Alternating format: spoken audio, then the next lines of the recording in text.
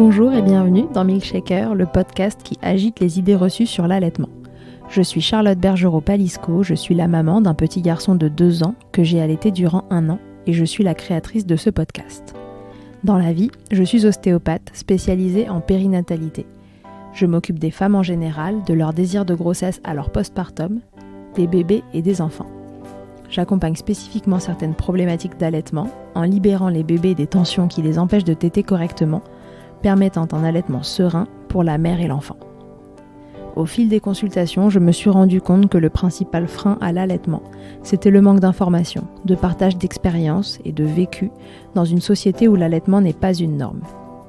Je vous propose donc d'interroger avec moi des mamans et des papas sur leurs expériences, mais aussi de vous informer auprès de professionnels spécialisés en allaitement.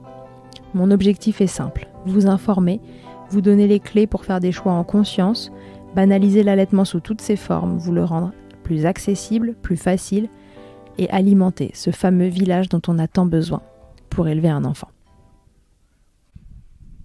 On enchaîne aujourd'hui sur les frénotomies, c'est-à-dire les sections de frein de langue. Un professionnel a suspecté chez votre bébé ou bambin un frein de langue et ou de lèvres restrictif, alors que faire ? Noëlla Rajonson est chirurgien dentiste. Elle s'est spécialisée dans la prise en charge de ces freins restrictifs buccaux. Elle va donc nous parler aujourd'hui des différentes étapes. Quand couper ? Qui coupe ? Comment on coupe ? Est-ce que ça fait mal ? Y a-t-il des risques ? Et après, on fait quoi ? Et avant, on fait quoi ? Comment je peux être sûre que c'est utile pour mon bébé ? Bref, c'est 10 000 questions qui viennent vous saisir en tant que parent et qui sont bien légitimes alors qu'on parle de sectionner quelque chose dans la bouche de votre chouchou.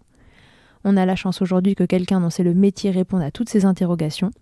Peut-être que cela en suscitera d'autres, et si c'est le cas, on y reviendra, car on sait que le sujet est délicat.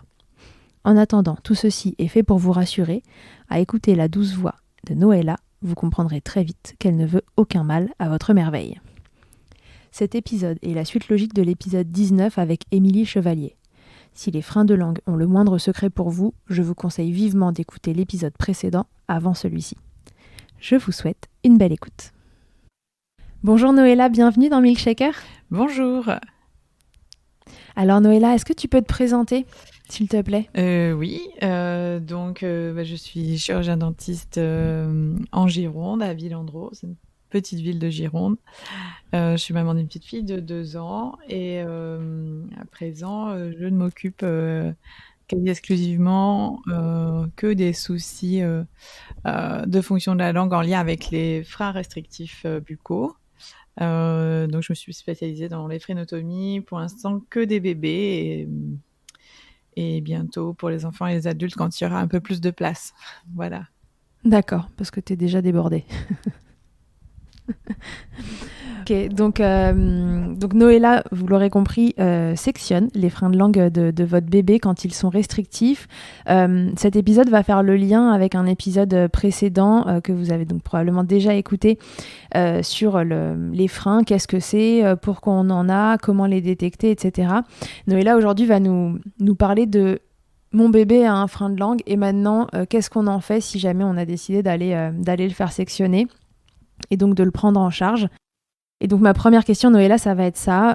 Mon IBCLC, par exemple, ma consultante en lactation m'a dit « Tiens, je pense que votre bébé a un frein de langue restrictif et ou de lèvres et ou de joues. Qu'est-ce que je dois faire ? Vers qui je dois me tourner ?»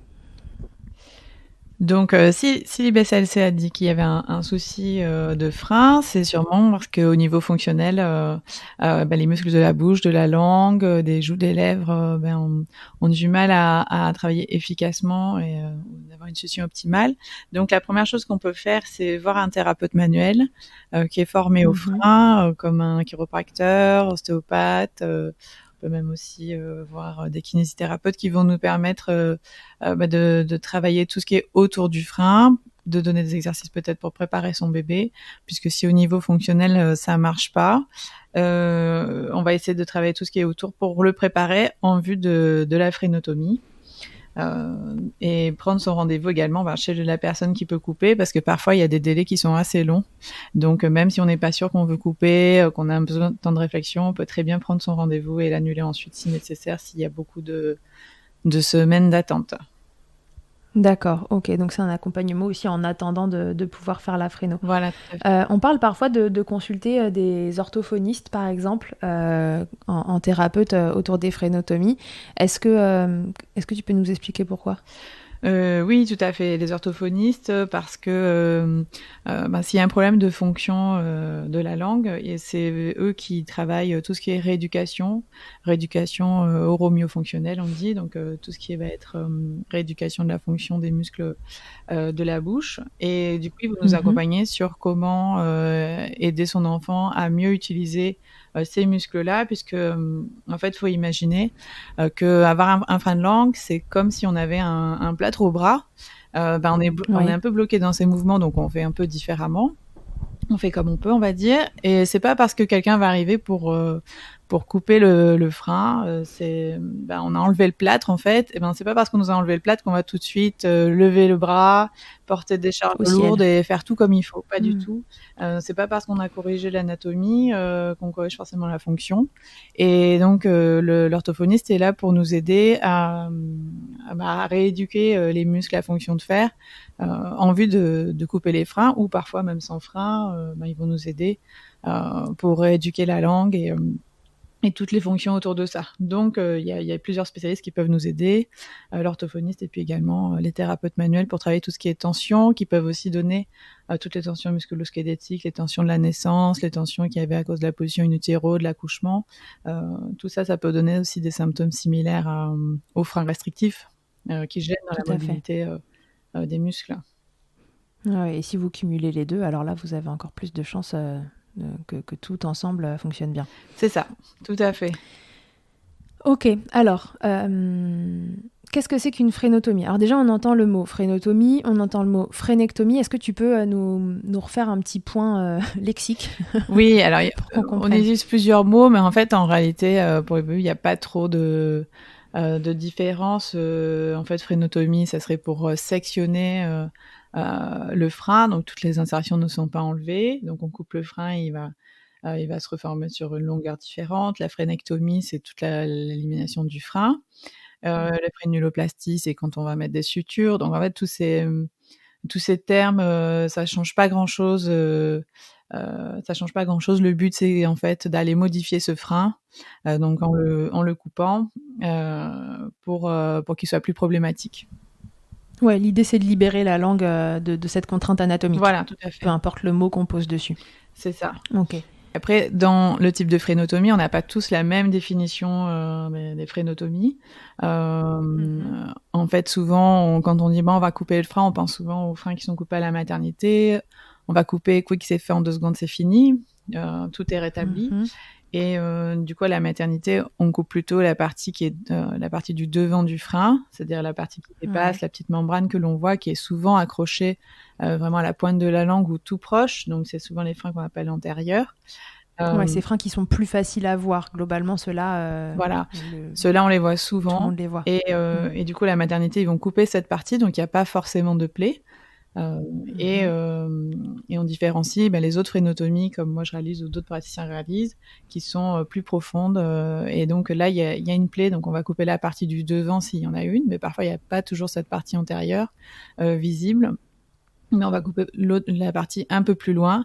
Donc là, en fait, on a coupé toute la restriction. Il y a une étude assez récente qui date de quelques années qui avait montré que la restriction, en fait, elle pouvait être beaucoup plus loin que juste la partie de devant. Ça pouvait être la muqueuse, le rose que l'on voit sous la langue, la couche de Mhm. fascia, c'est-à-dire ce qui enveloppe le muscle juste en dessous, donc sous cette couche donc qui n'est pas visible de l'extérieur.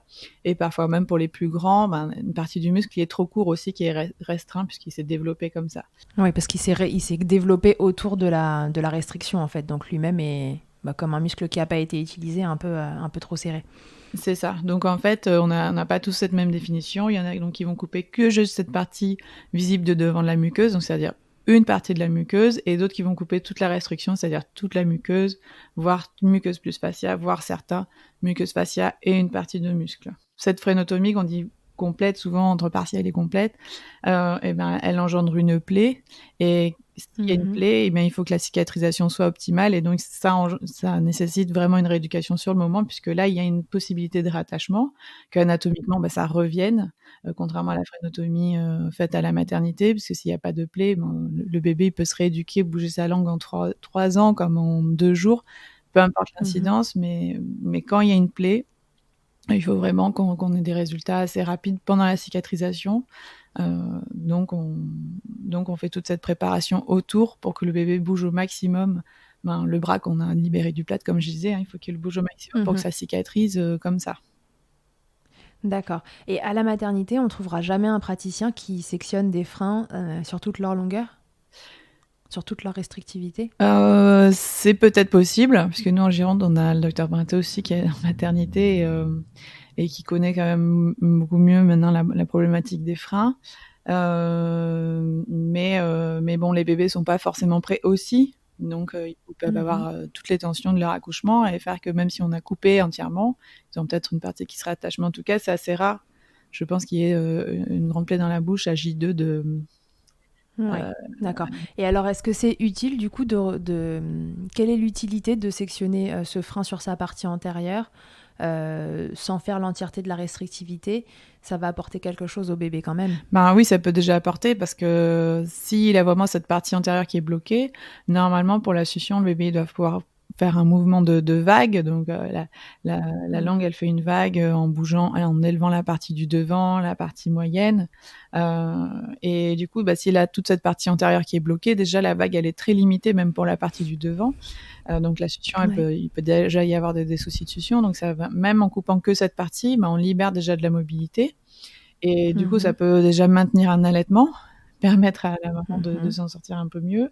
Parfois, tous les symptômes disparaissent entièrement, même si l'autre partie n'est pas coupée.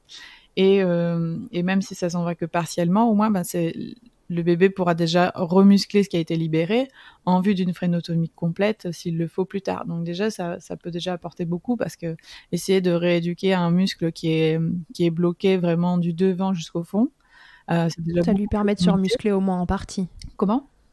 Ça lui permet de se remuscler au moins en partie. Oui, c'est ça. Voilà, c'est au moins il peut déjà être mieux préparé. Donc dans tous les cas, c'est pas perdu quoi pour moi. Ok, super.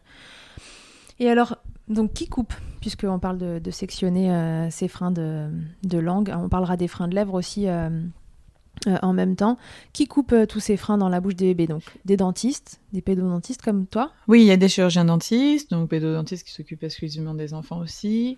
Et les professionnels médicaux, ça va être les ORL, stomato, mes médecins aussi, il peut y avoir des médecins généralistes, des pédiatres. Voilà, tout personnel médical peut couper un frein. Ok. Voilà. Est-ce qu'il y a différentes façons de sectionner un frein de langue? Oui, on peut couper au ciseau et on peut couper au laser. On peut couper au scalpel. Enfin, il y a différents outils. Il y a du bistouri électrique. Il y a différentes manières. Ils ont tous des différences. Le ciseau n'a pas de possibilité de coagulation sur le moment, donc c'est le risque hémorragique. Et en tout cas, il faut le gérer un peu plus facilement, un peu plus difficile. Oui, il y a potentiellement un risque de saignement à contrôler après. Voilà, c'est ça. Par rapport au laser, où souvent il y a un pouvoir de coagulation déjà. Donc c'est un petit peu plus... moi, ça me semble plus facile parce que je coupe au laser. Mais en fait... c'est ta technique. Ouais. Mais en fait, le plus important, c'est pas vraiment l'outil. Parce que celui qui le fait le maîtrise, son outil. Il le fait en conséquence avec les risques qu'il y a et les avantages. Mais le plus important, c'est surtout où c'est coupé. Voilà, c'est ça qui est important. C'est est-ce que la frénotomie est complète ou non. Est-ce que maintenant la langue s'élève sans tension après la frénotomie, peu importe l'outil que j'ai utilisé, c'est ça qui est important. Et donc ça, on peut le faire avec les deux outils, que ce soit le ciseau ou laser. Mais ce qui est important, c'est le résultat. Comment ça va se passer? Donc je décide que, on m'a dit que le frein de langue de mon bébé était potentiellement restrictif. C'est le professionnel qui sectionne, en fait, qui fait le diagnostic final de savoir si ce frein est vraiment restrictif ou pas. C'est ça? Oui, c'est ça. Alors normalement, officiellement en France, en tout cas, c'est pas le cas dans d'autres pays. Mais en France, ceux qui sont habilités à diagnostiquer un frein, ouais, si on veut jouer sur les mots, c'est les professionnels médicaux et les orthophonistes. Voilà. Mais en réalité, les bébés, ils arrivent très rarement en premier lieu chez l'ORL, chez le dentiste ou chez l'orthophoniste. Ils atterrissent d'abord chez d'autres personnes, chez l'ostéo, chez le chiro, chez la consultante en lactation. Voilà, dans les associations d'allaitement aussi. En fait, ils vont atterrir ailleurs parce qu'au début, ben, ils sont tout petits, les parents sont en difficulté et ils cherchent. Et donc, les personnes disponibles d'abord, c'est pas l'ORL qui va leur parler des freins. C'est quelqu'un d'autre. Donc ces personnes-là, ben, si elles sont formées, elles peuvent pas faire le diagnostic réel pour dire j'ai diagnostiqué telle chose, mais en tout cas elles peuvent avoir de forts soupçons et s'y connaître parfois même mieux qu'un professionnel médical. Et du coup, c'est ces personnes-là qui vont parler d'abord des freins. Et du coup, c'est ces personnes qui peuvent donner des exercices à faire déjà pour préparer le bébé, comme je disais. Oui. Mais là, il a son bras bloqué dans le plâtre et il va falloir le préparer en vue de lui libérer son bras. Donc, on va lui apprendre. Pour que le bras soit prêt à se dégager en fait de ce plâtre. Donc, la langue prête à se dégager de ce frein. Voilà, c'est ça. Et donc, il faut le préparer au niveau moteur. Donc déjà, voir s'il arrive à faire tous les mouvements, parce que normalement, il est limité dans ses mouvements, mais il peut réaliser des mouvements. Donc, déjà, on regarde s'il arrive à réaliser tous les types de mouvements, ce qui va faire qu'il va remuscler tous les muscles de la langue dans les différents mouvements de ce qu'il peut, en tout cas. C'est un peu comme avec mon plâtre, ben, je peux faire des choses, peut-être que là, je suis bloquée pour lever mon bras, mais en tout cas, je peux quand même me servir un verre, je peux faire des choses, mais en fait, du coup, comme je suis bloquée, que ça tire, eh ben, je les fais pas. Voilà, il y a une découverte moteur que je ne fais plus. Je fais très schématiquement, bien sûr. Mais c'est un petit peu l'idée. Mais comme ça, c'est très clair. Voilà, je suis bloquée, donc il y a même des mouvements que j'évite. Là, c'est un peu pareil au niveau moteur. Parfois, ils ont pas ils ne font pas certains mouvements. Il y a des réflexes qu'ils n'ont pas. Le réflexe de sortir la langue, de bouger la langue sur les côtés. Donc déjà, au niveau moteur, on va les réhabituer. On va à faire cette découverte. On va les solliciter pour bouger la langue dans les différents mouvements. On va remuscler. Et puis également, on va travailler sur les tensions musculo-squelettiques qu'il peut y avoir, les tensions crâniennes, toutes ces tensions qui peuvent les gêner dans la mobilité déjà de ce que eux ils peuvent. Donc on va travailler tout ce qui est autour du frein avec un thérapeute manuel. Donc il y a beaucoup de chiropracteurs qui sont formés en France. Il y a aussi des ostéopathes, des kinés, comme je disais. Et donc eux ils vont travailler tout ce qui est autour, vraiment les muscles, les fascias, les positions, les postures, les tensions crâniennes, tout ça pour permettre de travailler ce qui est autour, même si on peut pas étirer un frein, parce que ça c'est pas possible, on peut pas étirer un frein, l'agrandir, sinon on les couperait pas, ça serait facile. Oui, sinon on les couperait pas. Le frein ne s'étire pas, mais on peut par contre détendre tout ce qui est autour, détendre les muscles, assouplir les structures autour du frein pour permettre que le jour de la phrénotomie, eh bien la langue s'élève beaucoup plus facilement, que ça cicatrise de façon plus optimale. Donc on va travailler tout ce qui est autour, et déjà rien qu'en voyant parfois un chiropracteur, en faisant des exercices, parfois il y a même des améliorations parce que déjà le bébé fait de meilleurs mouvements, il a une meilleure tonicité, on lui a enlevé des tensions qui le gênaient dans sa mobilité. Enfin toi, si t'es ostéopathe, je pense que t'as déjà tu vois déjà ça au quotidien. Peut-être tu fais ta séance et déjà le bébé peut-être mieux. Voilà, tout à fait. En fait, le frein génère des tensions, et puis on a aussi le droit d'avoir des tensions en plus d'un frein de langue et ou de lèvres.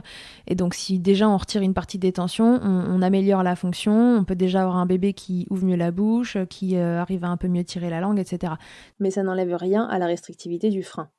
Oui, c'est ça. En fait, on va travailler tout ce qui est autour du frein. Ça veut dire essayer de lui mobiliser la langue, éliminer les tensions, le solliciter au niveau moteur. Et il y a tout le travail de Michel Emmanuel Price qui a réalisé la Tummy Time Method. C'est la méthode du temps sur le ventre. En fait, c'est pas vraiment juste la méthode de mettre son bébé sur le ventre pour dire bon, ça y est, il est sur le ventre. En fait, c'est le principe d'interagir avec son bébé, d'être en interaction avec lui, que ce soit au niveau visuel, parole, contact, etc. Et donc, quand on est en interaction avec lui, on va l'aider à exprimer ses compétences au niveau moteur en l'engageant dans des mouvements qui peuvent être plus ou moins faciles pour lui, et dont, par exemple, le temps sur le ventre, mais ça peut être aussi du travail d'enroulement, de faire des roulades, de le mettre en position d'extension la tête un peu vers l'arrière, mais de façon passive. Et du coup, ça l'aide à réguler son système nerveux autonome, c'est-à-dire à savoir mieux s'apaiser quand il est un petit peu challengé sur des choses qui sont un peu difficiles pour lui. Et voilà. Et du coup, tout ce travail-là, on peut le faire. C'est pour les parents chez eux, à faire chez eux. On peut aussi se faire aider d'un kinésithérapeute, bien sûr, pour si c'est un peu difficile pour un bébé de faire certains mouvements. Mais cette Tummy-Time méthode, du coup, elle est faite pour vraiment améliorer la relation entre les parents et leur bébé, et du coup de l'aider à exprimer ses compétences et de se développer au niveau moteur, au niveau sensoriel, au niveau visuel, voilà. Et c'est adapté à chaque bébé. Donc par exemple, un bébé qui est toujours en hyperextension, qui n'y arrive pas du tout à s'enrouler, ce bébé-là, il peut très bien sûrement passer beaucoup de temps sur le ventre, mais si on le laisse tout le temps sur le ventre, ça va être hyper difficile de l'enrouler. Donc en fait, ça l'aide pas forcément. Donc on va vraiment adapter. Si c'est du travail plutôt d'enroulement, si c'est du travail de déroulement, normalement, chaque bébé doit pouvoir être vraiment mobilisé un peu dans tous les sens. C'est-à-dire s'enrouler, se dérouler. Quand il est sur le ventre, il doit pouvoir faire des mouvements vraiment actifs, tourner la tête ou être un peu tonique. Et dans l'autre sens, être aussi relax. Et du coup, le fait qu'on le sollicite au niveau posture, ça l'aide aussi au niveau de sa langue, parce que le bébé, il se développe d'abord dans la posture de sa langue, ensuite le maintien du cou, ensuite le maintien du tronc. Et donc, au niveau postural, ça va l'aider à se retonifier, à détendre, à se remuscler. Et donc, ça va l'aider au niveau de sa langue également. Et donc, pour sa succion, au niveau digestif aussi, pour tout ce qui va être reflux, gaz, aérophagie, etc. Et voilà. Donc en fait, on prépare son bébé au niveau moteur, et bien sûr, c'est adapté à chaque âge du bébé. On va pas chercher les mêmes choses et à la même vitesse. On va vraiment s'adapter. Ça va pas être la même chose de préparer un bébé de 6-7 mois et un bébé de 15 jours. Et voilà. Donc ça, c'est la partie un peu moteur. Et on peut l'aider aussi au niveau sensoriel, puisqu'il y a des bébés au niveau sensoriel, ils ont des hypersensibilités, il y a des choses qu'on peut pas trop toucher, c'est désagréable pour eux. Donc on va s'assurer en faisant tous ces jeux déjà qu'au niveau oralité, il y ait pas de souci, qu'on peut lui toucher le visage, qu'on peut lui toucher dans la bouche, pour le préparer à ce changement qu'il va y avoir, puisque quand même, en coupant le frein, même si c'est très simple comme procédure, ça reste quand même un changement. Il est habitué à compenser, à faire tous ces mouvements d'une certaine manière, et là, on va changer son système de compensation. Donc, au niveau sensoriel, déjà, on peut travailler pour s'assurer déjà qu'il soit prêt.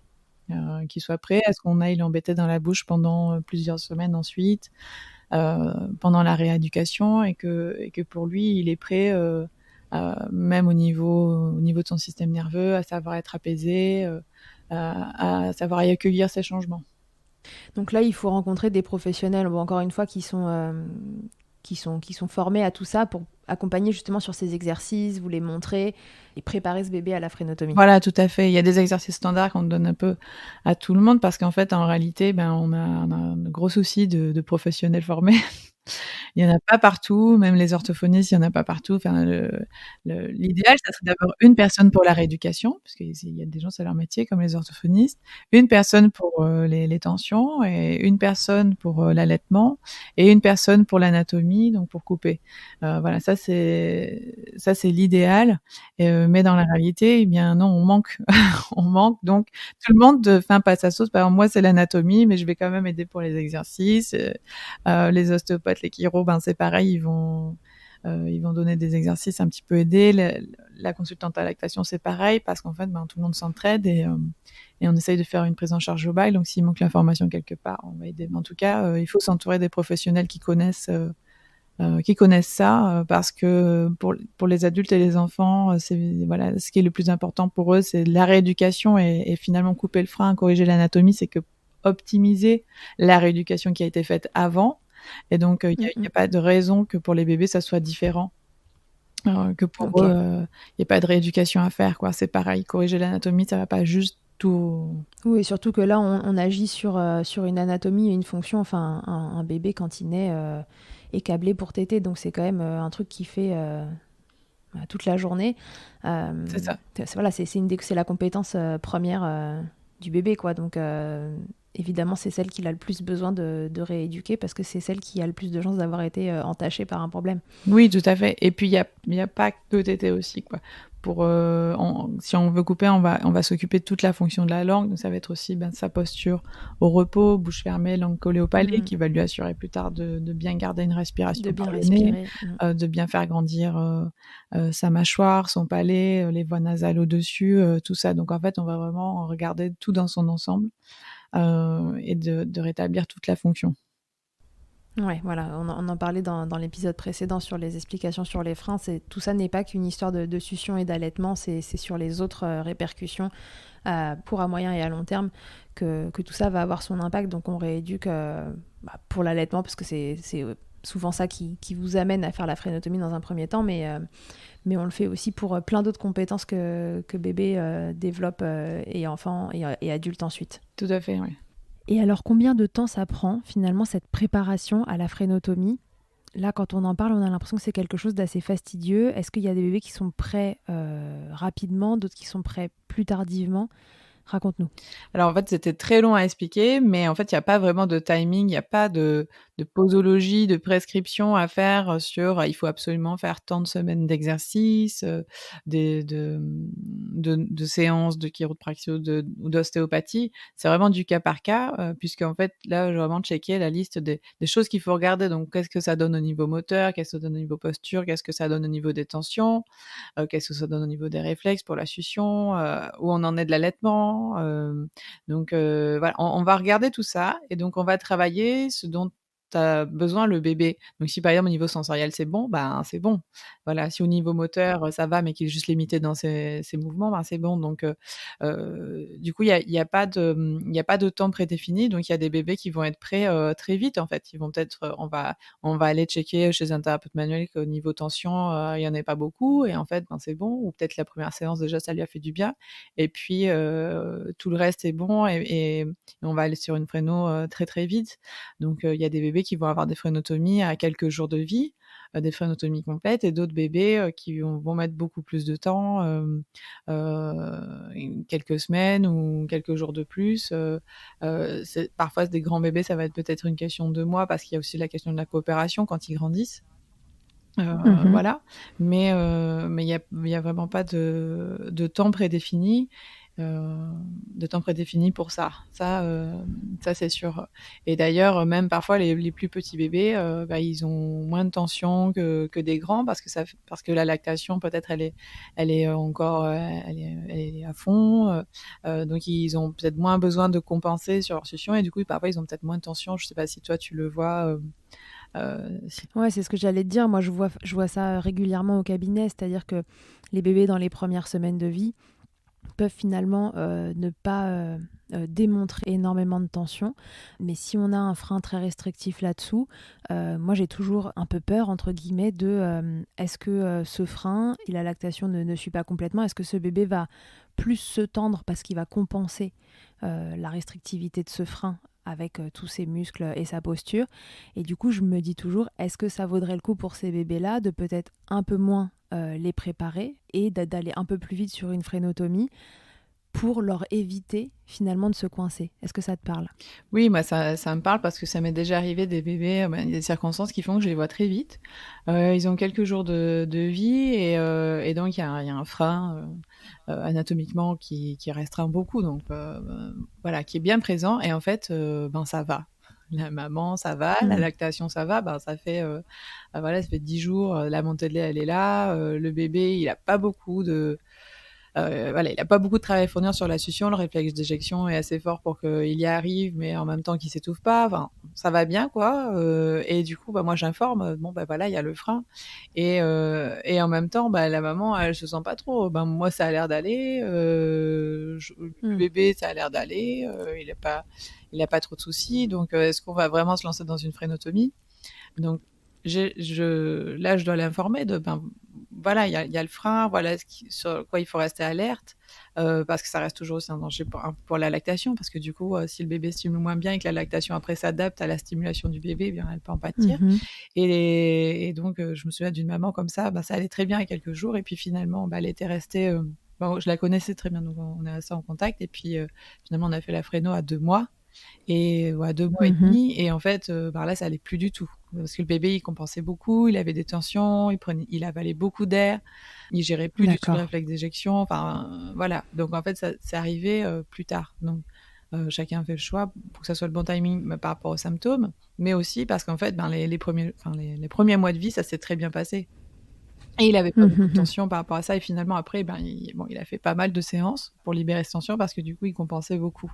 Donc, voilà. Donc, est-ce que ce bébé, il aurait fallu vraiment attendre les 2 mois et demi s'il avait eu des soucis dès le début? Bah, forcément, parce qu'en fait, peut-être qu'il aurait été prêt très, très rapidement, quoi. Et donc, c'est pour ça qu'il y a des bébés, ils peuvent avoir des frénotomies sur vraiment leur premier mois de vie, voire 15 jours, enfin, voire quelques jours.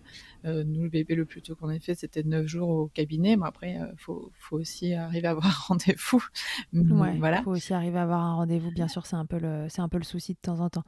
Ouais, donc faut vraiment s'adapter au bébé qu'on a en face, c'est-à-dire qu'on peut avoir un bébé peut-être pas complètement prêt, mais encore en début de vie avec un frein très restrictif et ça peut valoir le coup de sectionner relativement rapidement pour lui éviter de se coincer plus. Et puis à l'inverse, on peut avoir des bébés beaucoup plus tard et il vaut mieux attendre encore un petit peu pour les préparer parce que sinon ça va pas bien se passer. Oui, et puis ce qui est important aussi, c'est que c'est un travail pluridisciplinaire. Donc, avec l'allaitement, on travaille avec une consultante parce qu'on n'est pas sur un allaitement souvent qui est physiologique, quoi. C'est un allaitement où il y a des problématiques, donc c'est vrai que c'est plus facile de se faire accompagner. Et donc, Ouais. parfois, l'allaitement, il est en danger, ou le bébé est en danger par rapport à sa prise de poids, les compléments sont difficiles, la lactation est difficile à maintenir, parce qu'on peut très bien Oui, dire, là la question se pose pas, faut y aller. voilà, et du coup, parfois, eh ben, il faut faire le choix de, oui, le bébé, il a encore beaucoup de tension. C'est pas le bébé qui arrive avec zéro tension et puis c'est parti. Mais peut-être il va devoir avoir plus de séances derrière. Ça va pas tout régler de couper le frein, mais on va essayer, voilà, on va essayer d'avancer, vraiment en concertation avec le thérapeute manuel qui suit le bébé, la consultante en lactation, en disant, bah là, on va avancer la fréno. Est-ce qu'au niveau tension, c'est jouable? Et puis, on va dire, oui, oui, c'est jouable. Et puis, on va beaucoup travailler en post-fréno. Mm. Parce que sur le moment, bien sûr, on va couper le frein. Donc, il n'y a rien de magique. C'est d'ailleurs, même encore aujourd'hui, il y avait une maman, bah, on a avancé ce rendez-vous. Son bébé, il a beaucoup de tension. Il est suivi. Il a déjà fait pas mal de séances. Voilà, moi, je sais plus quel âge il a, mais je crois qu'il a 1 mois. Et la maman est quand même en Mhm. grande difficulté. Et bon, après avoir coupé le frein, elle n'a pas une tétée sans douleur parce que son bébé, il a encore beaucoup de tension. Donc, anatomiquement, c'est possible d'ouvrir grand la bouche. Mais il n'a pas une super bonne prise au sein. Elle a encore ses crevasses. Donc, sur la tétée, bah, ça fait encore mal parce qu'elle a encore les lésions. Donc, il y a rien du tout de magique. Mais par contre, on avance et elle va être suivie derrière avec... voilà, elle est très entourée Ouais. derrière pour qu'on puisse avancer. Et parfois, ça va être plus facile aussi, je pense, pour le thérapeute manuel d'avancer alors qu'on a enlevé Exactement. la restriction anatomique, plutôt que d'essayer d'avoir un truc un peu ajusté avec la restriction, quoi. Parce que finalement, ça peut être difficile. Donc parfois en post-préno, bah, ça va être plus simple parce que là, on a vraiment enlevé le problème. Et donc, c'est vraiment là l'intérêt, c'est ça qui est super intéressant, c'est de pouvoir parfois travailler vraiment ben, en discutant avec les professionnels qui entourent les bébés. Parfois les bébés ils sont très jeunes et ils partent de loin. Ils ont des réflexes de succion qui sont très mauvais. On travaille dessus et enfin les personnes autour travaillent dessus et ils ont pas mal de tension et puis ils sont très suivis et comme ils se sont entourés de la bonne équipe, et ben on arrive à des choses super.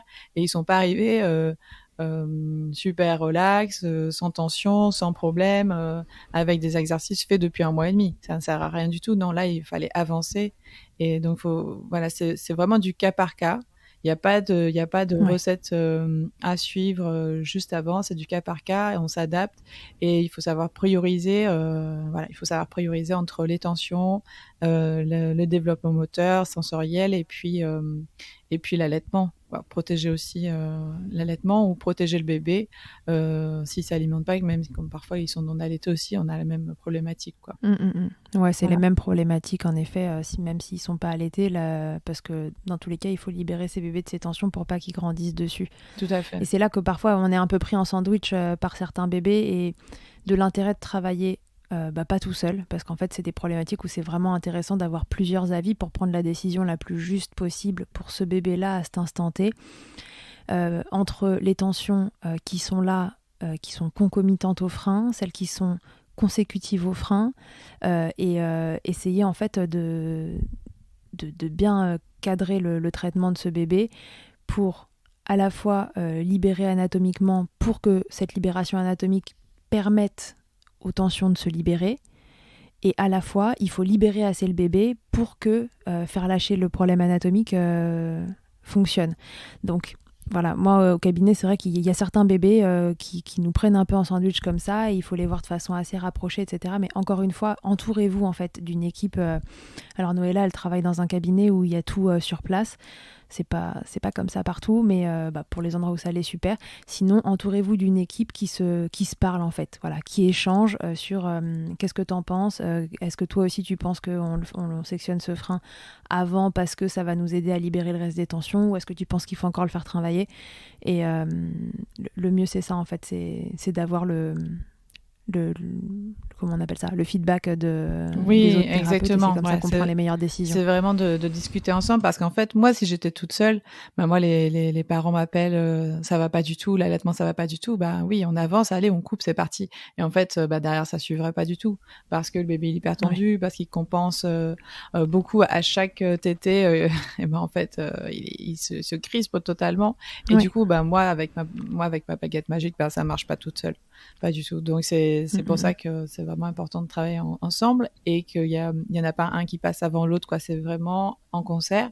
Et donc la communication, c'est ça qui fait dans le travail d'équipe, même qu'on soit au même lieu ou non, quoi. Mais en tout cas, de discuter pour savoir, voilà, quand il y a des priorités, il faut savoir les prendre. Et puis, il y a des parents qui peuvent avoir des problématiques identiques, mais il y en a un qui sera plus urgent que l'autre, parce qu'il y a aussi le contexte qui fait que dans telle famille, ça va être, l'allaitement est plus en danger que dans l'autre famille où ça roule. Voilà, quand la maman, c'est son 3e enfant, et qu'elle, on lui dit, il faut tirer son lait, complémenter au DAL, etc.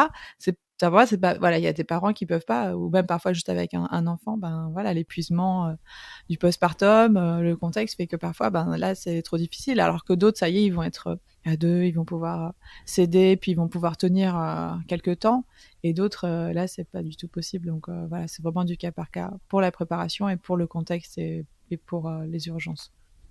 Ouais, voilà, c'est là que nous, en tant que professionnels, on est là pour vous accompagner là-dedans. À la fin, la décision, c'est toujours vous qui la prenez, mais on est là pour vous accompagner, pour essayer de savoir tous ensemble quel est le meilleur moment pour faire ci ou ça avec votre bébé, fonction du contexte dans lequel vous évoluez et de l'urgence de la situation. Tout à fait. Et alors maintenant, très bien, donc mon bébé est prêt. Ouais. Je l'ai préparé, j'ai fait les exercices, il a vu un thérapeute manuel, plus ou moins un orthophoniste. Comment ça va se passer? Comment ça se passe, cette intervention? La première question que les parents posent, et moi ils me la posent hyper souvent, c'est « mais est-ce que ça va lui faire mal ?» Alors, c'est une procédure qui est assez simple. Alors, selon le ciseau ou le laser, en fait, c'est vraiment une question de secondes pour couper. Selon le laser, c'est plus ou moins rapide, le ciseau aussi.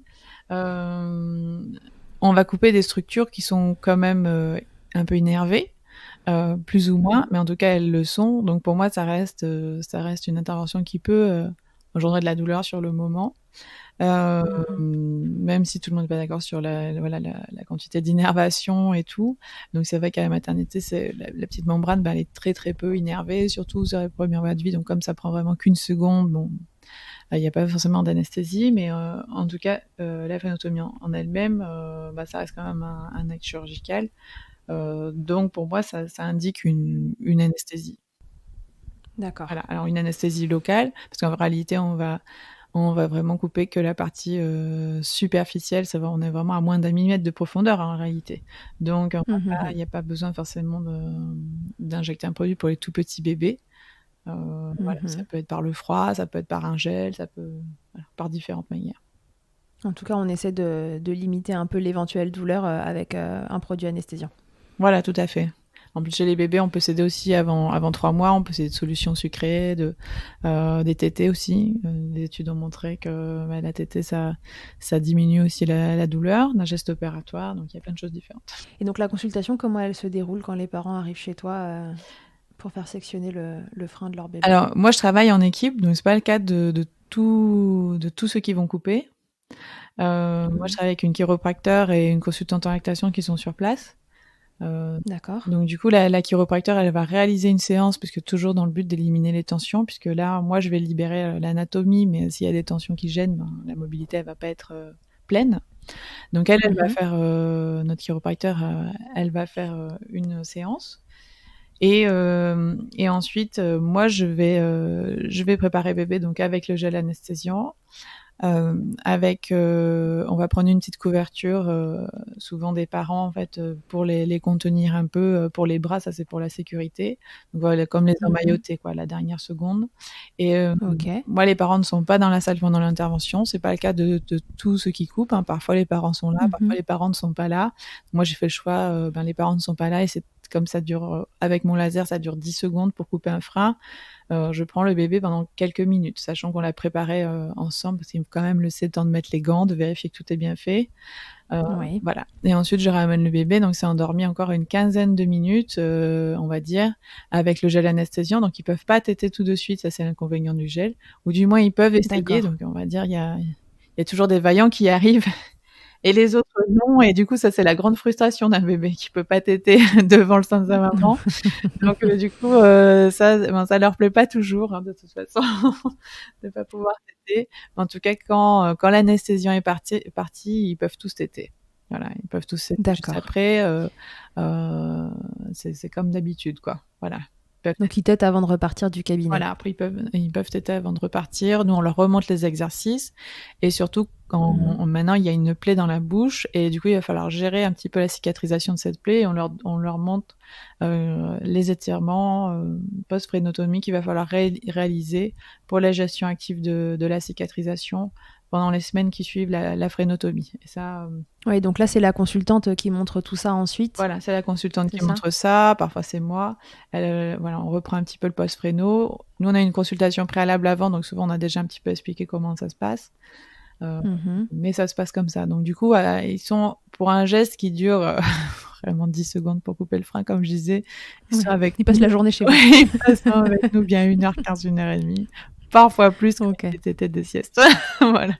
ok, très bien. Il y a des risques à pratiquer une frénotomie ou pas? Les risques, alors ça reste toujours une intervention, donc il y a toujours des risques, mais les risques sont assez faibles, c'est-à-dire la complication la plus fréquente, c'est l'inflammation. En fait, ben là Mhm. pour la plaie, comme je disais, donc il va y avoir une plaie en forme de losange sous la langue ou sous la lèvre.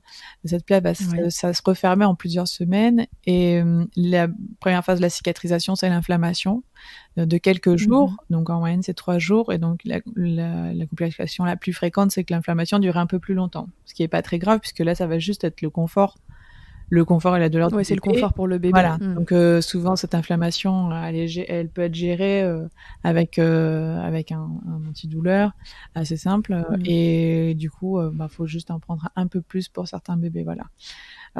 D'accord. L'autre le plus fréquent, ça va être les saignements sur le moment ou dans les premières 24 heures. Il n'y a pas encore le tissu de cicatrisation qui s'est mis sur la plaie.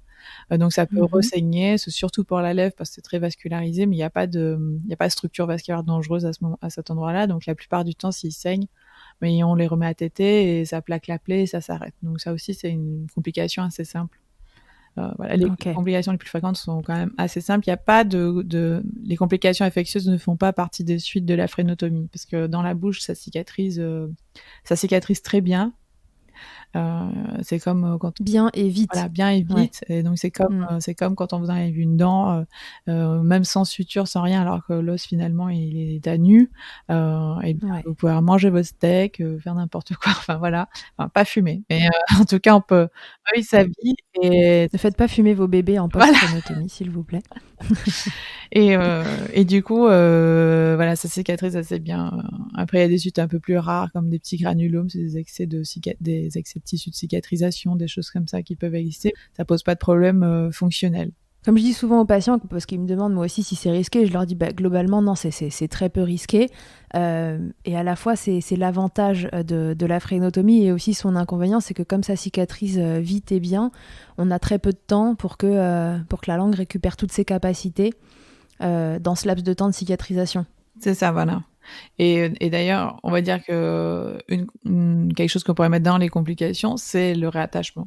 C'est le fait qu'il y ait une partie qui se recicatrise comme avant, donc on repère de l'amplitude par rapport à avant, enfin par rapport à la Ouais. frénotomie, et que du coup Mhm. les résultats fonctionnels soient pas complets. Voilà. Ouais, d'accord. Donc ça, c'est un peu la partie où on dit qu'il y a eu un échec, entre guillemets, de l'intervention. Mais est-ce que c'est vraiment un échec pour tous les bébés? Est-ce que...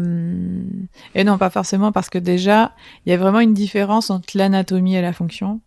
Parce qu'on peut très bien avoir déjà, pour certains bébés, on peut avoir des freins restrictifs et avoir aucun symptôme.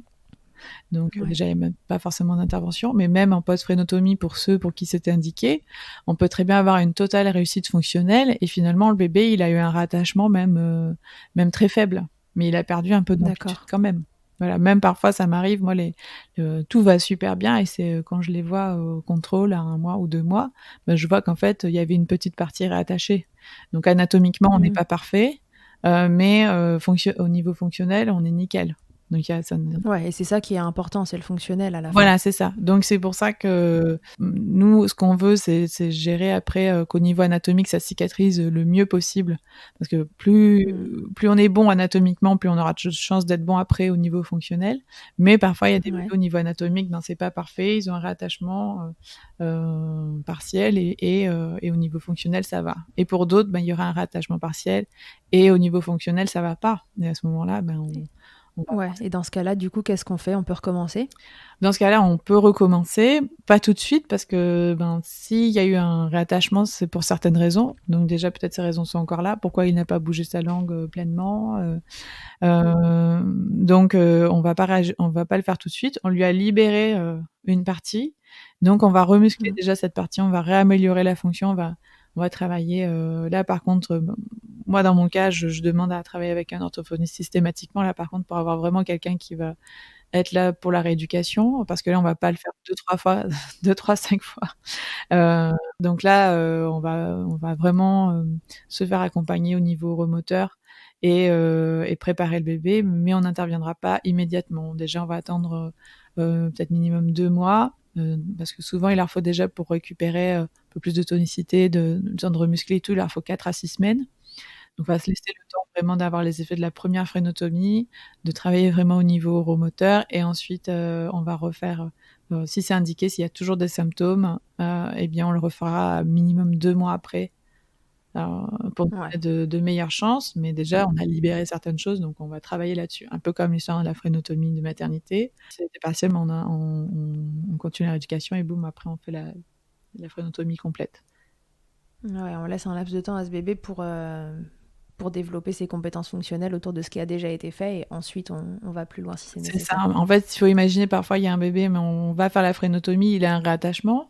Mais si on recoupe tout de suite, il y a de fortes chances qu'il revienne à l'identique, quoi. Si aujourd'hui, il a Mhm. si aujourd'hui, il a cette force musculaire, cette tonicité qui lui a permis d'élever sa langue que jusqu'à une certaine limite, il n'y a pas de raison que la semaine suivante, ça soit plus, quoi. Donc, D'accord. on va attendre un petit peu et lui donner plus de chance. Ok. Les suites d'une frénotomie pour les parents, donc on l'a compris, il y a des exercices, enfin c'est quasiment les mêmes exercices qu'avant la frénotomie qu'on refait après, plus cette notion d'étirement là, et de mobilisation de la langue pour éviter que la cicatrice se refasse trop serrée. Oui, en fait, ils vont continuer leurs exercices de rééducation, puisque là, le bébé, Mhm. on essaye toujours de lui faire bouger la langue, mais cette fois-ci, il a plus d'amplitude. Donc, Mhm. bon, la première éducation du bébé, c'est la tétée, de toute façon. Mais on va essayer Ouais. de le faire travailler voilà, dans d'autres mouvements, ou de mobiliser aussi au niveau postural. Il y avait des bébés qui avaient du mal à être mobilisés sur le ventre, sur le dos, en extension, en enroulement. Donc, on va leur faire travailler tout ça. Donc, ils continuent les exercices de Mhm. rééducation. Et à côté, on a une plaie. Et cette plaie, elle veut cicatriser à l'identique, comme avant. Et Mhm. nous, on Mhm. veut maintenant qu'elle gagne de l'amplitude, donc on veut pas qu'elle cicatrise comme avant, et donc on va gérer cette cicatrisation, on va aider son bébé à pouvoir lever la langue, lever la lèvre, en fait étirer les muscles qui n'ont jamais été étirés jusque-là, puisqu'ils n'ont jamais eu cette Mhm. amplitude. Un peu comme l'histoire du bras. Là, on a libéré le bras, je vais pas tout de suite lever mon bras en haut. Hein. Si j'étais en rééducation, déjà avec mon plâtre, j'ai perdu du muscle.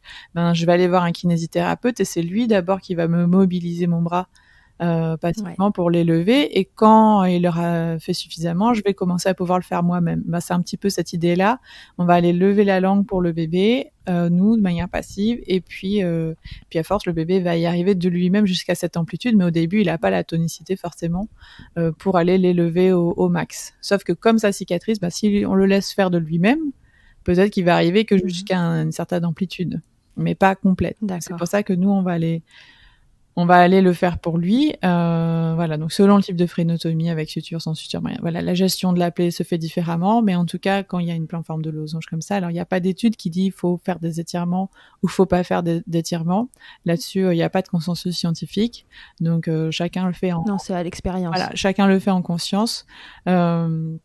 Moi, je le vois aussi dans les résultats. On me disait de faire certaines choses, puis on a modifié parce que les résultats étaient moins bons ou meilleurs. Donc c'est pareil. Voilà, chacun fait en conscience dans le suivi de ses propres patients. Moi, ce que je veux, c'est qu'ils aient les meilleurs résultats. Oui, en se disant que tous les professionnels qui satellitent autour des freins en apprennent encore au quotidien. C'est encore un sujet où, comme tu le disais, il y a pas de consensus scientifique sur toute la partie prise en charge. Donc, on fait avec ce qui fonctionne le mieux au cas par cas avec chaque bébé. Voilà, exactement.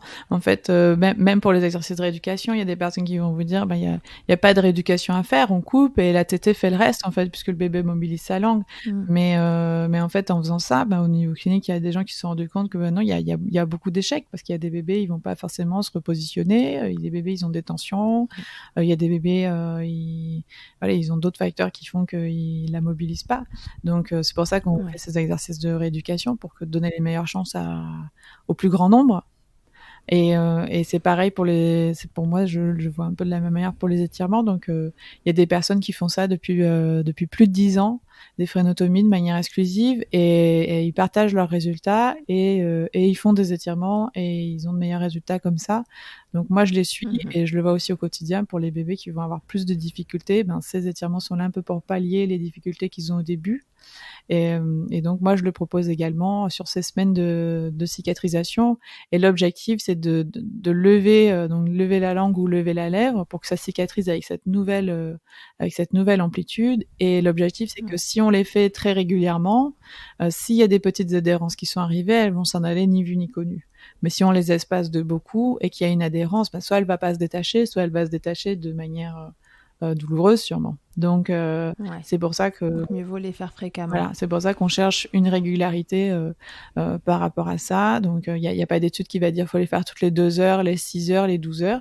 Donc chacun le fait en conscience. En tout cas, l'objectif, c'est que ce fameux losange reste un losange, quoi. Et ne se recolle pas. Voilà, c'est ça. L'objectif, c'est au moins c'est que ça cicatrise bien. Donc il y a des bébés où on voit ça roule depuis le début, et d'autres bébés on voit que ça va être un peu plus difficile pour eux. Donc c'est ceux-là qu'il faut vraiment bien suivre. Voilà. Bon, souvent, voilà, là, je pense qu'on on a fait un bon tour de comment ça se passe, qu'est-ce qu'il faut faire autour, etc. Quand on leur explique ça, les parents, il y en a quand même qui sont réticents à l'idée d'aller sectionner quelque chose dans la bouche de leur bébé. Alors, certains diront, bon, est-ce que c'est que pour l'allaitement? Parce que si c'est que pour l'allaitement, laissez tomber, on va pas l'embêter. Qu'est-ce qu'on pourrait dire à ces parents pour les rassurer éventuellement mais leur faire comprendre l'importance de le faire si ça semble nécessaire? En fait, à la base, c'est sûr que personne n'a envie d'aller sectionner quelque chose dans la bouche de son bébé. C'est sûr, personne. En plus, c'est pas parce que le bébé a des freins et des soucis avec des symptômes que c'est un bébé qui pleure tout le temps. Donc parfois, même ils ont un bébé plutôt souriant. Alors on se dit mince, je vais aller l'embêter. Le pauvre, en plus là, dans cette histoire de frénotomie complète, avec une rééducation autour, une gestion de la plaie et tout, donc c'est assez anxiogène, c'est vrai. Donc déjà, rien n'est obligatoire pour eux. À la base, personne ne les oblige à sectionner. Ils peuvent travailler tout ce qui est autour des freins, comme je disais, la consultante en lactation, elle peut aider à voir de quelle manière on peut pallier de quelle manière on peut aider son bébé à avoir dans sa succion qui est pas optimale, protéger sa lactation, etc. Le thérapeute manuel, il va travailler tout ce qui est autour. Les exercices, ils vont permettre de remuscler, de détendre. Donc, on peut travailler tout ce qui est autour des freins S'il reste des symptômes, c'est à eux de décider si ça vaut le coup par rapport au confort de leur bébé, quoi. Voilà. Si leur bébé, ça va, les symptômes sont plutôt minimes, ils ont très bien le droit de ne pas le faire. Après, ou de le faire plus tard aussi, parce qu'on peut le faire à tout âge. Après, ça va être une question de coopération. Il y a une période d'âge où quand même la coopération va être difficile pour la rééducation entre 1 et 3 ans. Les bébés, ça va être difficile, les enfants, ça va être difficile pour eux de comprendre les tenants et les aboutissants d'une frénotomie. Mais en tout cas, il n'y a rien d'obligatoire. Ça reste un geste qui est simple, avec des risques qui sont assez faibles, mais ça demande de l'implication des parents, donc c'est vrai que c'est un peu stressant. Mais en soi, ça reste quand même une procédure qui est très simple, et même si on parle d'étirement, même si on parle de rééducation, d'exercice et tout, même ne serait-ce que les étirements, ça prend même pas 10 minutes, même pas en 24 heures, en fait. Donc le bébé, en réalité, il vit sa vie tout le reste de la journée. Vraiment, voilà, c'est simple pour lui quand même. Oui, c'est des exercices qui sont relativement simples à mettre en œuvre. Oui, voilà. C'est juste que moralement, déjà pour le parent, c'est un peu comme si on leur donnait un médicament toutes les 3-4 heures. Se dire, ah mince, je vais aller l'embêter, quoi. Voilà, la charge mentale est plus lourde, je pense. Pour les parents, c'est un peu lourd, mais en tout cas, ça reste un geste qui est facile, et surtout, il y a quand même des résultats qui sont là aussi. Et après, pour le confort des bébés, ça leur fait beaucoup de bien, et souvent les gens la plupart du temps, les parents ne le regrettent pas. Donc ça reste quelque chose qui est une procédure qui est simple pour le bébé. La douleur, elle est facilement gérable pour les bébés, et les bénéfices peuvent être là au-delà de l'allaitement, c'est sûr, pour les tensions, pour la respiration, pour le confort.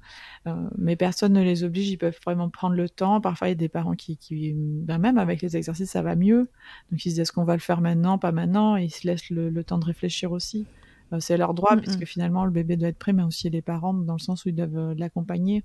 Ok, oui, et puis de toute façon, il n'est jamais trop tard pour faire sectionner un frein qui est restrictif, donc ça peut être fait plus tard si c'est pas le moment pour vous et pour votre bébé, ça pourra toujours être ça fait peut plus être tard. fait plus tard. Dans tous les cas, il y aura une rééducation, donc ce sera plus ou moins facile, ou peut-être qu'il y aura des choses à rattraper supplémentaires plus tard. Si par exemple la croissance du visage, il n'y a plus trop de place, il faudra peut-être faire des choses supplémentaires, mais en tout cas, personne ne les oblige à le faire du moment que le bébé n'est pas en danger. Du moment tout à fait. qu'il peut être alimenté et dormi. Donc voilà, je sais pas si c'est vraiment un bon boost. Je sais pas si c'était très rassurant. Mais en tout cas, ça reste quand même assez simple. Et du moment qu'on est accompagné, qu'on a des gens pour répondre à nos questions, qu'il y a des personnes qui sont là dans le post-réno, on n'est pas tout seul avec la plaie de son bébé et se dire bon, qu'est-ce que je fais maintenant? Moi je conseille qu'il faut bien se faire accompagner, s'entourer, même moralement, s'entourer des personnes qui croient en ce que l'on fait pour son bébé. Ça fait du bien aussi moralement, au lieu de se dire ah mince, qu'est-ce que tu racontes, faut aller vers ci, vers ça, et puis on n'est pas soutenu. Être soutenu sur tous les plans, que ce soit par les professionnels ou par son entourage aussi, qui soit bienveillant autour des démarches. Voilà, tout à fait. Et alors à l'inverse, les professionnels me disent que mon bébé n'a pas de frein restrictif. Moi j'ai quand même un doute. Je me dis, tiens, il a quand même plein de symptômes qui me font penser à ça. Comment je peux être sûre du diagnostic, du diagnostic des soupçons, des non-soupçons de ces professionnels? Qu'est-ce qui peut me laisser penser que la personne a bien regardé ou mal regardé? Est-ce que tu as quelques tips à nous donner pour que les parents ils puissent s'orienter? Ils sont allés chez le pédiatre qui leur a dit non, il n'y a pas de frein, vous inquiétez pas, tout va bien. Qu'est-ce qui peut guider les parents pour savoir si il a vraiment regardé, s'il s'y connaît ou non? Oui. Alors, dans un premier temps, si on attend la réponse du pédiatre ou du médecin, à part certains qui connaissent un peu, tout le monde ne connaît pas les freins, tous les types de freins restrictifs. On parlait surtout de ceux de maternité antérieure, mais il y a ceux qui sont accrochés moins là. Donc, il faut se dire déjà dans un premier temps que le professionnel de la succion de son bébé, ça n'est pas son pédiatre ou son médecin généraliste. Ils ont plein d'autres choses à regarder dans la bouche ils ont plein d'autres choses à regarder pour le bébé sur ses premiers contrôles, la dès 2 semaines, 1 mois, etc. Et du coup, c'est pas les professionnels de la succion, pas du tout. Donc, si on a un souci avec son allaitement, on consulte un professionnel de l'allaitement mais son pédiatre n'est pas un professionnel de l'allaitement la plupart du temps. Même si certains, effectivement, ont fait des formations. Mais voilà. Donc déjà, si on a un souci, on va voir des personnes pour qui c'est vraiment le domaine. Si son bébé n'est pas allaité, on peut aussi voir des consultantes en lactation pour tout ce qui est succion du biberon ou des orthophonistes aussi par rapport à ça. Moi, j'ai déjà eu des bébés, ils prennent leur biberon en 1 heure et puis finalement, le pédiatre, il sait pas trop quoi faire. Il l'adresse à une orthophoniste et l'orthophoniste, même si elle n'était pas formée au frein, elle a vu effectivement, ça n'allait pas et elle a pu réadresser à quelqu'un qui était formé. Donc, le tout, c'est de trouver les personnes dans le parcours et c'est vrai que c'est pas forcément facile. En tout cas, il faut pas forcément attendre du pédiatre que ça soit lui qui dise oui ou non, je balaye cette hypothèse. En fait, si à un moment on veut vraiment éliminer l'hypothèse des freins, il faut trouver quelqu'un qui a vraiment regardé. Donc, faut se dire, pour regarder, la personne elle va regarder tous les mouvements de la langue. Donc déjà, elle va y mettre les doigts dans la bouche, va regarder si la langue elle bouge dans différents mouvements, de quelle manière aussi. Il peut téter le doigt si c'est un tout petit bébé pour vérifier sa succion ou vérifier une tétée, etc. Donc déjà, pour dire non, il n'y a pas de frein, il faut vraiment avoir regardé la langue dans tous ses aspects. Donc si par exemple on dit d'un regard, ah non c'est bon, il n'y a pas de frein, juste du regard ça marche pas. Voilà. Il y a des freins qui sont évidents, des freins restrictifs qui sont évidents. Donc oui, de façon évidente, on peut dire ah oui c'est sûr il y a un frein, mais éliminer cette hypothèse, on peut pas l'éliminer d'un revers de la main, c'est pas possible, parce qu'il y en a qui sont beaucoup moins évidents. Donc déjà se dire s'il élimine cette hypothèse en 2 minutes, ça marche pas. Ensuite, si par exemple on se dit ça y est, je suis tombée sur quelqu'un qui connaît un petit peu les freins, il me dit non mais c'est bon, il y a pas de frein. On peut aussi lui demander l'anatomie du frein. Ah, mais c'est quel type de frein? Parce que normalement, anatomiquement, il y a des classifications, même si ça change pas grand-chose, mais on peut dire 1, 2, 3, 4, ou des freins antérieurs ou postérieurs. Tout le monde a un frein, à moins d'avoir une maladie spécifique. Tout le monde a un frein de langue, tout le monde a un frein de lèvres, la plupart du temps. Donc, ouais, la question, c'est pas est-ce qu'il y en a un, c'est lequel c'est et est-ce qu'il est serré. Voilà. Donc, comme ça, si la personne dit, non, je vous dis qu'il n'y a pas de frein, déjà, ça marche pas trop. Déjà, c'est pas bon signe. Donc, parce que tout le monde a un frein, donc au moins, on aurait pu un peu nous indiquer, c'est un frein de type 3, mais voilà, des choses comme ça, pour se dire un petit peu, ce que la personne parle. Et si on va par exemple, tout de suite chez un ORL, où on dit, ah non, moi, elle m'a parlé de frein, je fonce là-bas, pour savoir, donc il y a beaucoup c'est vrai, il y a beaucoup de familles, en tout cas, que je vois qui parfois on dit, j'ai vu un ORL, j'ai vu un maxillo, etc., qui m'a dit qu'il n'y avait pas de frein. Du coup, avant d'aller consulter cette personne, on peut lui poser la question, est-ce que vous coupez les freins postérieurs? C'est-à-dire, est-ce que vous coupez les freins qui sont pas juste accrochés devant? Donc ça, on parle frein antérieur, frein postérieur, c'est pas une vraie classification, mais en fait, c'est un petit peu dans le langage courant de c'est dans le langage courant entre pros. Voilà. Et donc, du coup, si on lui dit, est-ce que vous coupez les freins postérieurs? Il saura un petit peu de quoi on parle. Et donc, soit il vous dira, je vois pas de quoi vous parlez. Donc déjà, peut-être que lui, il ne coupe que les freins antérieurs ou que la partie antérieure. Donc peut-être qu'il ne verra pas du coup les autres types de freins. Et si vous dit oui, je coupe les freins postérieurs, on peut se dire que peut-être il voit tous les freins. Et ça arrive aussi qu'il y ait des personnes, des ORL, il y en a tout près de mon cabinet qui ne coupent pas les freins postérieurs, mais qui les voient. Ils vont dire, il y a un frein postérieur, moi je ne m'en occupe pas. Mais au moins il sait de quoi on parle et donc il n'a pas non plus enlevé ça du revers de la main, quoi. Enfin, enlever cette hypothèse. Non, et ça, c'est plutôt bon signe de la part d'un professionnel qui dit juste, en effet, il y a quelque chose, mais c'est pas moi qui m'en occupe, et dans ces cas-là, il réadresse. Exactement, voilà. Et ça, c'est bien. Donc, du coup, une question qu'on peut poser, même si le bébé n'a pas de frein postérieur, c'est est-ce que vous coupez les freins postérieurs? Pour moi, c'est une astuce pour dire, est-ce que déjà, il va prendre en compte tous les types de freins avant de m'envoyer balader. Ok, donc c'est quelqu'un qui met à un moment ou à un autre les doigts dans la bouche de votre bébé, qui vérifie les mouvements, teste le frein manuellement et qui n'a pas juste jeté un coup d'œil. Et qui va poser des questions évidemment sur le contexte et le fonctionnel, pas que l'anatomique, mais qu'est-ce que ça engendre. Voilà, si ses seuls critères, c'est est-ce que le bébé prend du poids et il est en vie, ça, c'est pas le seul critère, voilà. D'ailleurs, je pense que les bébés que je suis, il y a peut-être un tiers qui a des problèmes sur leur courbe de poids, et peut-être même pas, quoi. Mais tous les autres, c'est pas une question forcément de problème de prise de poids. Les bébés, c'est pas juste des systèmes digestifs avec des bras, quoi. Donc voilà, si le seul critère c'est, bah, non, il prend bien du poids, c'est bon, ça ne suffit pas, quoi. C'est pas suffisant. Tant mieux parce que ça évite un problème de plus, mais c'est pas suffisant. C'est ça, voilà, et l'autre critère, c'est, bah, vous avez pas de douleur au sein? Bah, non, c'est bon, voilà, ça n'est pas non plus, le seul critère à prendre en Ouais, compte. pareil. Donc c'est vraiment Ouais, quelqu'un qui on a va vu des bébés regarder. avec des freins très restrictifs, on sait pas trop comment, mais arriver à ne pas faire mal à leur maman. Ouais, c'est ça. Donc voilà, quelqu'un qui va regarder un petit peu l'ensemble pour se dire: «Ben, il y a ça anatomiquement et il y a ça comme problématique», et si la personne vous dit: «Non, il y a pas de frein», bah, il faut qu'elle vous trouve une autre solution, quoi. Quelqu'un à qui vous adresser, Ouais. parce que s'il y a des problèmes de succion, ben, les réponses comme, «Bah, il s'est pas testé, c'est comme ça», «Oh, il y en a qui croquent, il y en a qui croquent pas». Ouais, en fait, on doit pas vous laisser sans solution. On Voilà, doit pas juste vous dire que c'est de votre faute de la faute de l'allaitement ou que ce bébé tète mal et puis voilà, c'est la vie, pas de bol à la loterie, vous n'êtes pas tombé sur le bon. Ça, c'est pas du tout une réponse satisfaisante. Si la personne en face n'a pas la solution, elle doit au moins creuser pour que quelqu'un d'autre vous en apporte une. c'est ça, voilà. Je pense que ça, c'est normalement, ben, tout personnel de centre professionnel de santé Oui. doit avoir. Normalement, c'est au moins faire ça au minimum. C'est-à-dire quand c'est pas dans notre champ de compétences, on délègue, on oriente, parce qu'on a le droit vraiment de pas avoir toutes les réponses. Moi-même, je les ai pas, toutes les réponses, Mm. parce que du coup, on m'adresse des bébés qui ont des soucis de succion et parfois c'est pas que les freins, et donc j'ai pas forcément la réponse ou la solution, mais du coup, Mm. faut pouvoir, réadresser.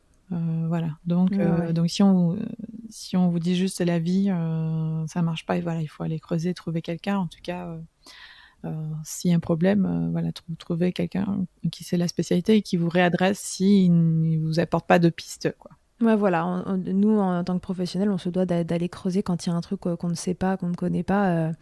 Bah, c'est l'occasion pour nous, en fait, d'aller se renseigner et d'apprendre un truc de plus. Donc, soit ils vous orientent correctement, soit orientez-vous vous-même autrement si vous n'avez pas de solution et pas d'orientation non plus. Oui, la difficulté, c'est qu'il y a beaucoup de familles qui font, voilà, un peu le parcours du combattant. Ils ont vu 2 ORL, 3 ostéos, on les a un petit peu envoyés, bouler, quoi, mais en même temps, mais ils ont pas eu de solution, et puis un jour, ils tombent sur quelqu'un et c'est bon. Alors parfois, ils sont très tristes parce qu'ils sont tombés sur quelqu'un, le bébé a déjà 7 mois, ou parfois Ouais. l'allaitement a déjà été mis à mal, bon, voilà.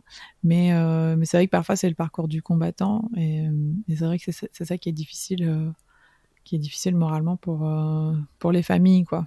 Ouais, c'est lié au fait que ce soit encore une problématique pas toujours bien renseignée auprès des professionnels de santé, et donc certains ne savent pas, mais ne savent pas qu'ils ne savent pas, en Oui, fait. c'est ça. C'est Exactement. tout le problème. On sait pas que quelque chose existe si on n'en a pas connaissance, de toute manière. Mais Mm. voilà.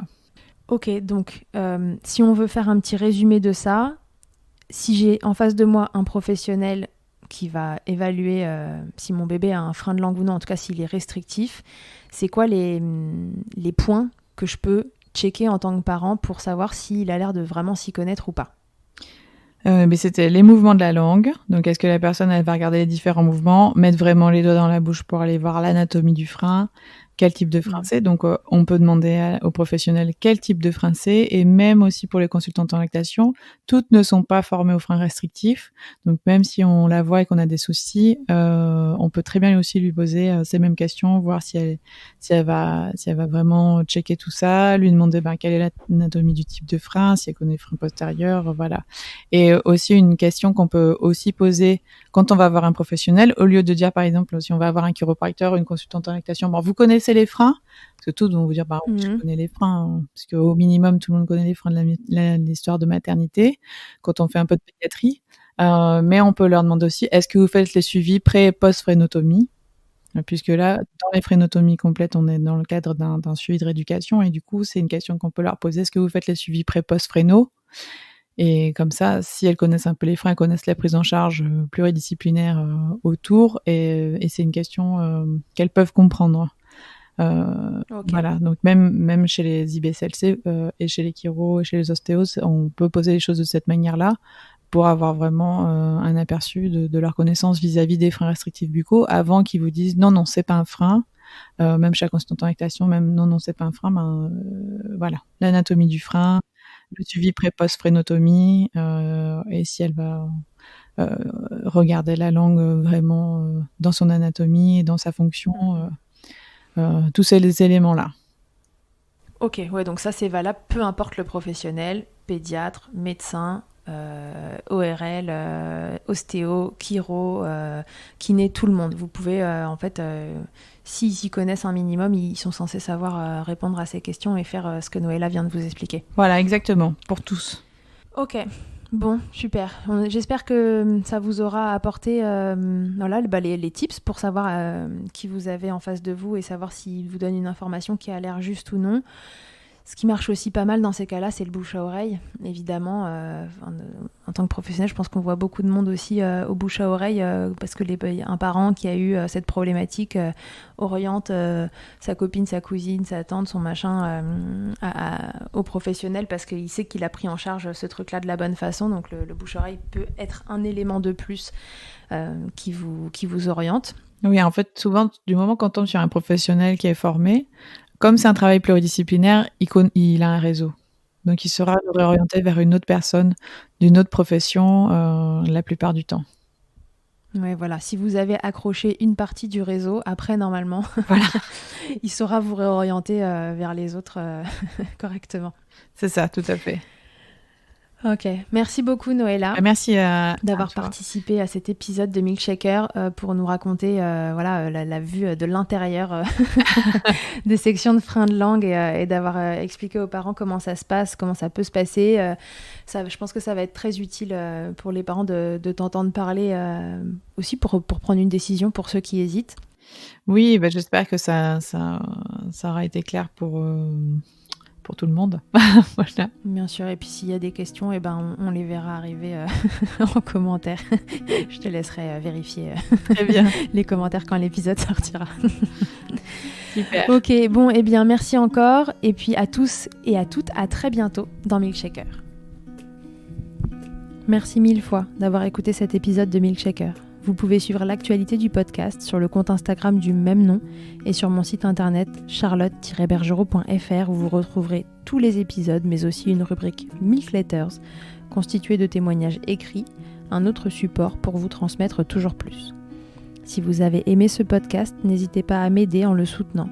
Pour cela, je vous invite à vous abonner, à laisser un commentaire, à lui attribuer 5 étoiles en fonction des plateformes ou encore en parlant beaucoup autour de vous. Je ne vous présente plus Emma et son titre I'll Be There qui continue de nous accompagner. Et je vous dis à très vite pour un nouvel épisode. D'ici là, n'oubliez pas, prenez soin de vous, milkshakez autant que vous le voudrez et bousculons ensemble les idées reçues sur l'allaitement maternel.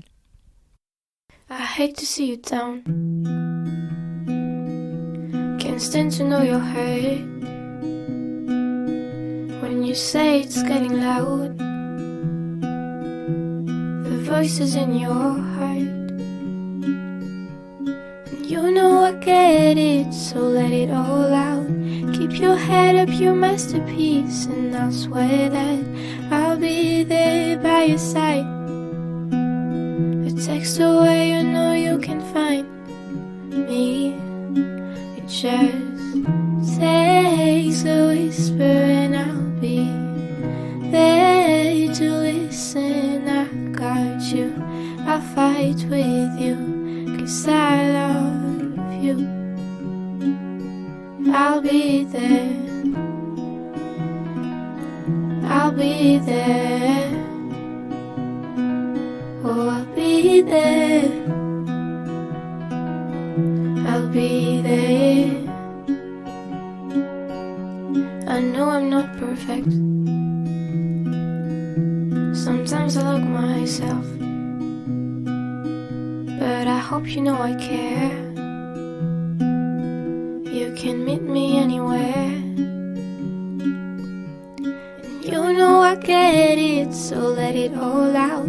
If anyone comes at you, then I'll swear that I'll be there by your side. A text away, you know you can find me. It just takes a whisper and I'll be there to listen. I got you, I'll fight with you, 'cause I love you. I'll be there, I'll be there, oh I'll be there, I'll be there.